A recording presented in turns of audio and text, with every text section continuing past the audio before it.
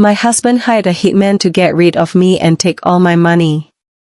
Days later, I faked my own death, and he never imagined what I was capable of doing to get revenge for all his malice. Naomi Vance stepped out of the high-rise building of her prominent downtown law firm with a powerful sense of accomplishment. But inside, she couldn't hide the growing unease she felt. She had just won a major corporate case, one that guaranteed her more prestige and a substantial year-end bonus. Around her, the applause from colleagues and the pats on the back felt like empty echoes. A practiced smile was fixed on her face, but her mind drifted toward Julian, her husband, who in recent months seemed to have become a total stranger. That night, Naomi arrived at their home earlier than usual. The residence, an elegant brownstone in an exclusive Buckhead neighborhood of Atlanta, was quiet.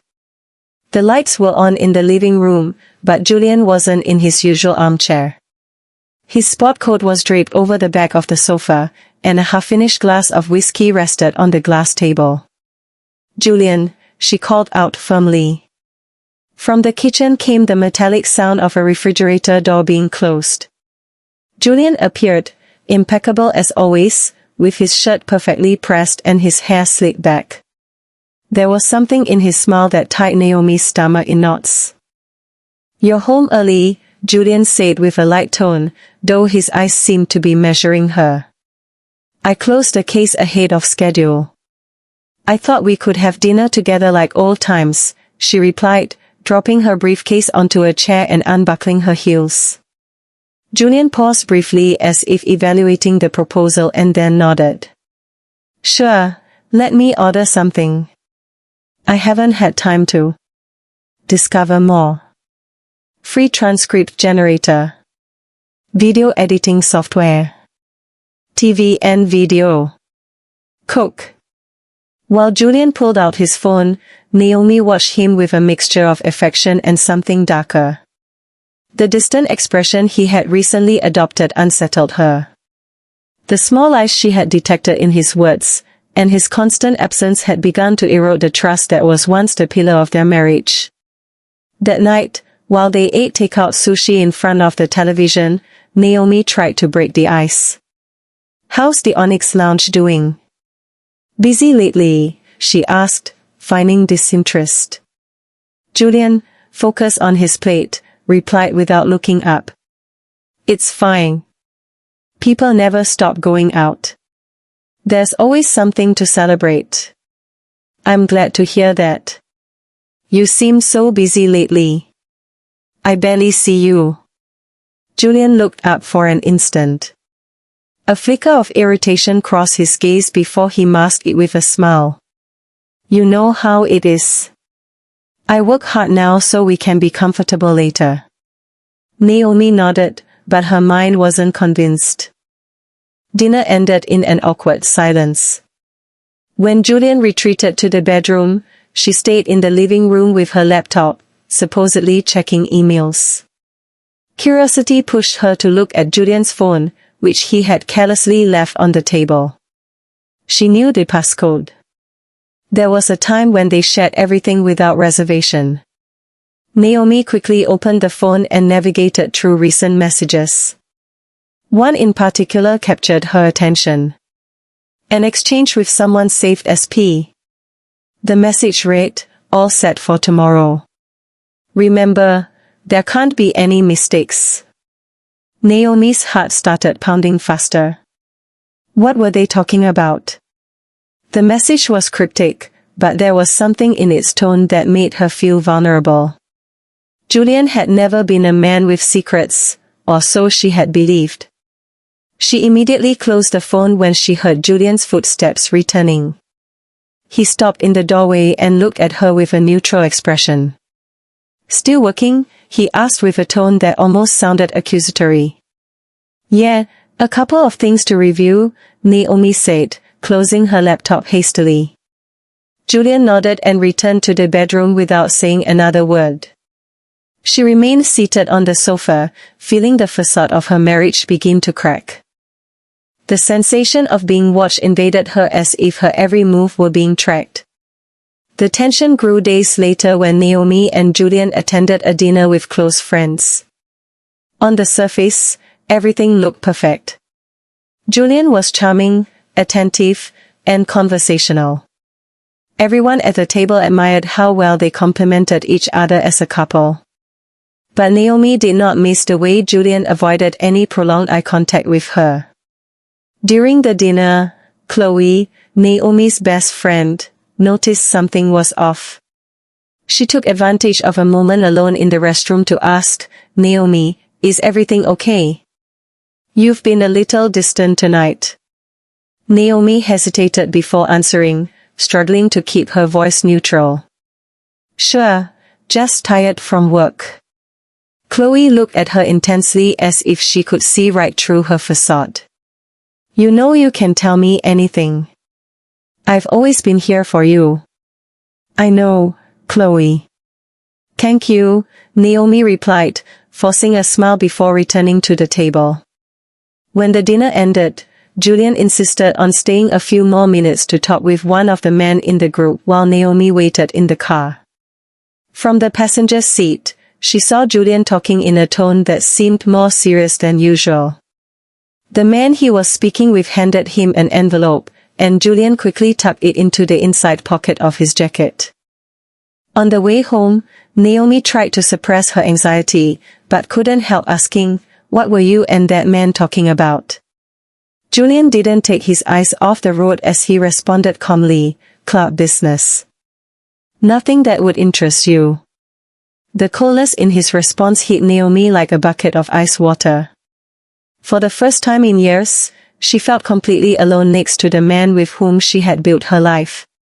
That night, while Julian slept soundly, Naomi stayed awake in the living room, holding a glass of wine and looking at the Atlanta skyline through the window. Thoughts swirled in her mind. What was going on with Julian? What did those messages mean? The feeling of danger was inescapable, but she had no concrete evidence, only her intuition, and that wasn't enough to act. The sound of Julian's phone vibrating on the table startled her out of her thoughts. This time, she didn't hesitate. She checked the screen and saw a message from P. "Don't fail." Fear and confusion flooded her. She decided not to confront him, at least not yet. She needed to know more before drawing conclusions. But deep down, a dark truth was beginning to emerge. Julian was not the man she thought she knew. In that moment, as the city continued its nightly routine, Naomi made the decision to protect herself, though she didn't yet know how. The man sleeping in the next room was no longer her husband. He was an enigma, and every step she took from then on would be marked by a danger she was only beginning to glimpse. The insistent sound of the alarm clock filled the room, but Naomi was already awake. She had spent the night in a restless vigil, unable to escape the thoughts that invaded her mind. Every time she closed her eyes, the words of the message from P echoed disturbingly, "Tomorrow is the day. Don't fail." She looked at Julian, who was sleeping peacefully beside her. The calm on his face contrasted with the storm she felt inside. The trust she once had in him crumbled further with every moment. Naomi knew she had to act, but she also knew that one wrong move could cost her everything, even her life. Upon arriving at her office, Naomi tried to focus on her cases. Her assistant, Elena, noticed her distraction and made a casual comment. "Looks like you didn't sleep well.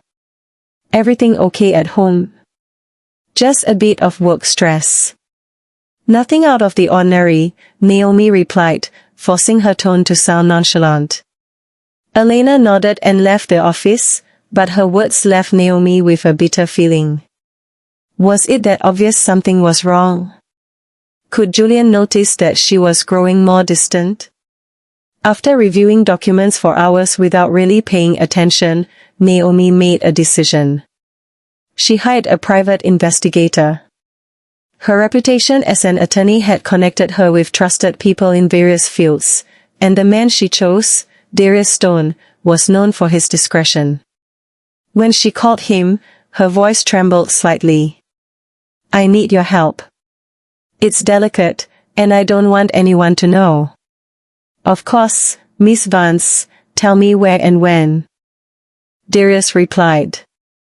That same evening, Naomi met Darius at a discreet coffee shop. Although she was covered with a scarf and dark sunglasses, she feared someone might recognize her. Darius was a man of few words, but his presence inspired confidence. What do you need me to investigate? He asked, pulling out a small notebook to take notes. Naomi hesitated before answering. Saying it out loud made everything feel more real. It's my husband. I think he's planning something against me.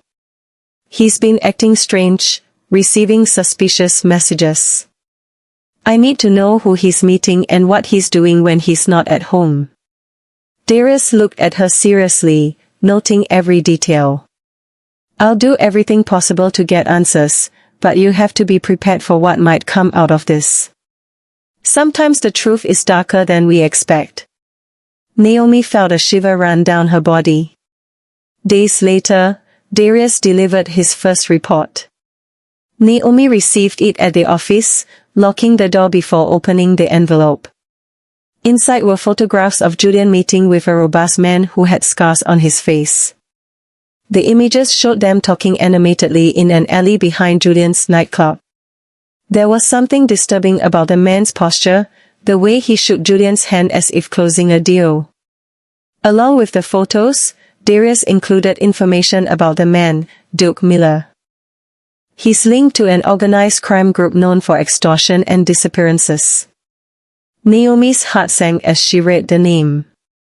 Duke had a history that included charges for kidnapping, although he had never been convicted. The connection between him and Julian was alarming. Naomi called Darius immediately. Her voice trembled as she asked, why would my husband be meeting with someone like him? I don't know yet, but there's something else you should know. Darius replied cautiously. I intercepted another conversation between them. They talked about the plan. They didn't mention specifics, but it's clear they are organizing something, and it doesn't sound legal. Naomi's blood ran cold hearing those words. For years, she had dealt with criminals in her work, but she never imagined something like this would reach her own home. The image of Julian as the kind, trustworthy man she had married began to completely crumble. That night, Naomi attempted to confront Julian. She couldn't hide her discomfort any longer. During dinner, she watched him intently, searching for any sign of guilt. Julian, as if noticing her inquisitive gaze, raised an eyebrow and smiled. What's wrong? You're very quiet today. Naomi decided to test the waters.